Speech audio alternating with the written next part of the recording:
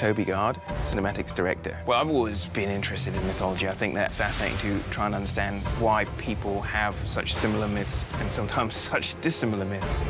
Eric Lindstrom, creative director. It took a lot of time to figure out what the mythology of the game should be, because it's not something to be determined in isolation. In terms of coming up with all the different places she would go, there were visual things to be considered. That leads to the mythology you would find in those places. That leads back to what locations would be affected, and vice versa. When you look back through the cultural past, there's lots of overlap of cultures prior to the point when we can know about them. We got to dig into Hindu culture in Thailand, we got to get into the Maya in Mexico, and we have all these local cultures, but then a unifying thread that leads her to all these locations is a much earlier mythology that we are saying is the Norse thread, and that was the piece that brought it all together. Various myths use different names, but they all apply to the same remnants of the ancient world.